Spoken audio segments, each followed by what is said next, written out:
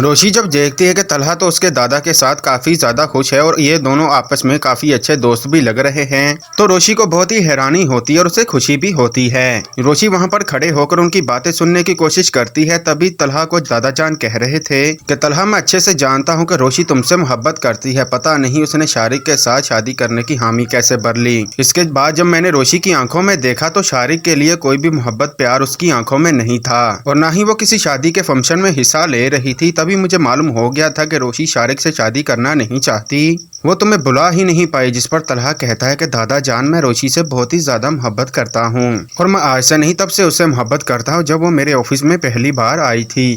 मैं उसे खुश रखने की पूरी कोशिश करूंगा, अब मेरा यकीन रखें। दादा जान कहते हैं कि हाँ तलहा, मुझे पता है, इसीलिए तो मैंने उसकी शादी तुमसे फौरन कर दी। रोशी हैरान हो जाती है कि दादा जान ऐसा क्यों कर रहे हैं। फिर वो कमरे में आती है और कहती है कि आपको सब बाहर चाय पर बुला रहे हैं। दादा जान कहते हैं कि हाँ हाँ चलो। तलहा और रोशी और दादा जान तीनों बाहर चाय पीने के लिए आ जाते हैं। रोशी थोड़ी देर बाद तलहा को देखती है क्योंकि वो तो तलहा से बहुत ही ज्यादा मोहब्बत करती है, लेकिन वो अपने आप को ये मोहब्बत का एहसास नहीं दिलाना चाह रही और उसे सिर्फ और सिर्फ यही लगता है कि ये शादी उसके साथ तलहा ने सिर्फ और सिर्फ हमदर्दी में ही आकर की है। तलहा कुछ देर बैठने के बाद इनसे इजाजत लेता है और कहता है कि डैड इंतजार कर रहे होंगे, हमें घर पर जाना है। तलहा, रोशी और मोहित घर के लिए निकलते हैं तो तलहा मोहित से कहता है कि आपने आइसक्रीम खानी है, जिस पर वो कहता है हाँ मैंने आइसक्रीम खानी है। तलहा रोशी से कहता है कि तुमने कौन सा फ्लेवर लेना है। रोशी कहती है कि मैंने नहीं खानी आइसक्रीम। तो तलहा मोहित को कहता है कि मोहित तुम अपनी मामा को बोलो कि वो भी खा ले। जैसे ही रोशी ये लफ्ज सुनती है तो वो तलहा की तरफ देखती है, उसे यकीन ही नहीं आ रहा कि तलहा उसे इस तरह भी पुकार सकता है और फिर वो खामोश हो जाती है। रोशी मोहित को कहती है कि जो आपको पसंद है वो ही मैं खा लूंगी।